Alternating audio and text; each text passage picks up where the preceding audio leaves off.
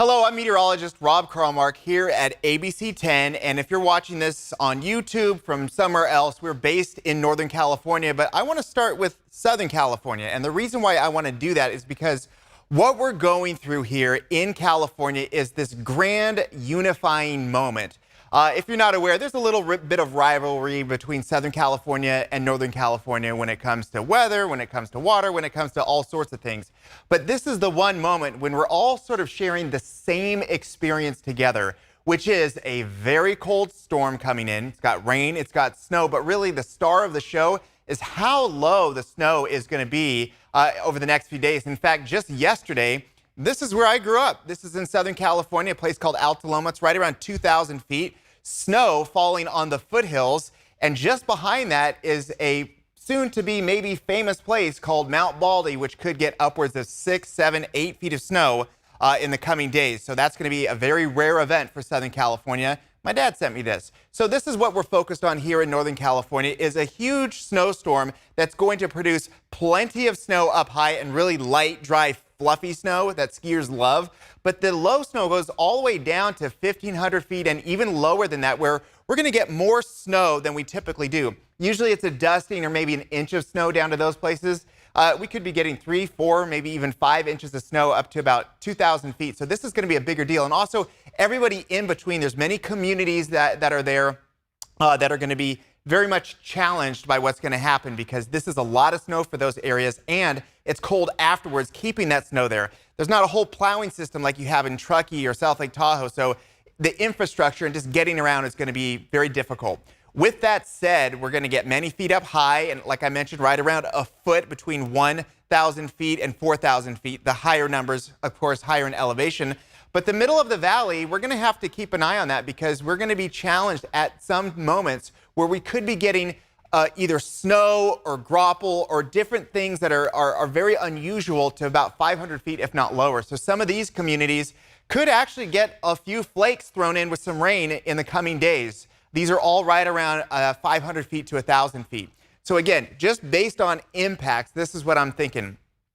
Today and tomorrow, which is Thursday and Friday, 0 feet to 500 feet, we might get some flurries, we might get some graupel, we might get something mixed in there. And I say 0 because for far northern California, at the beach, places like Ferndale or Cal Poly Humboldt, we have seen some snow in those areas. As far as the biggest impact, I think it's going to be between 1,000 and 5,000 feet. A lot of snow for those areas, could lose power with strong winds. And then above 5,000 feet, those communities are more or less used to snow, but even for them, this is a lot of snow that's going to have power outages potentially with strong winds, low visibility, lots of chain controls, and lots of closed roads at times because of visibility, just too much snow. Over the last 24 hours, we saw the system come together, but what it's really lacking is a lot of the deeper moisture that's going to be moving in later on today. This is as of 9:45 in the morning. We've got temperatures in the 40s down low, and that sort of magic middle there. Once you get to the mid-30s or below, that's when you really start to see the snow levels creep in.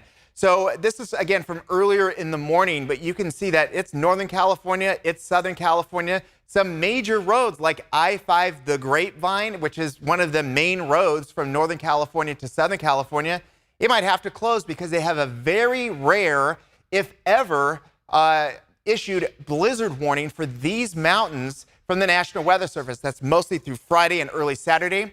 Several feet of snow and gusts up to 65 to 70 miles per hour. So you just can't see, and there's lots of drifting snow. So again, that's when I think that road is going to be closed. And then just focusing again on more of Southern California, roughly in this area here is Mount Baldy, which could get well over 80 inches of snow within 24 hours. So it's going to be wild. We're getting snow in the mountains near Santa Barbara. We're getting all sorts of things. And then also lots of heavy snow on I-8. This is between San Diego and Yuma. They're getting heavy snow. It's a beautiful area with boulders, but it also is getting snow, and they rarely see that.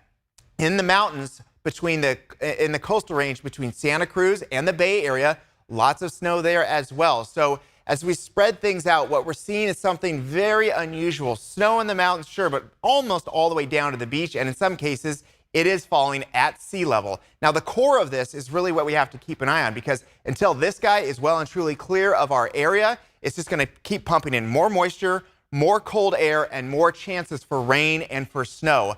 So for places like Sacramento, it's going to be a cold day with wind, but what we're looking at is things starting to creep in later on in the day. And just to show you how this comes together, very spotty through much of the day, hit and miss showers for rain, snow to 2,000 feet, even lower a little bit. But in the middle of the night, we really ramp things up because that's when the main band moves through. We're talking about valley rain, Sierra snow, and 3 o'clock in the morning, it's going to tank. It's going to go to 1,000 feet, if not lower. So as folks are waking up early on Friday morning, that's when you're going to see the lowest snow potential. Just so we're clear again, there's that low as it marches down the coast. The reason why Baldy could get so many feet of snow is because it stalls out, pumping in moisture on top of cold air. And don't sleep on what happens afterwards. Saturday's a bit of a lull, but we've got more coming in Sunday, Monday, and Tuesday with several more feet of snow, several inches of rain, and just extending this cold system where we get rain, snow, low snow, and very active weather for the next 4 or 5 days. After that, looks like we're going to catch a bit of a break, but we might even see more rain coming back, of course, next weekend.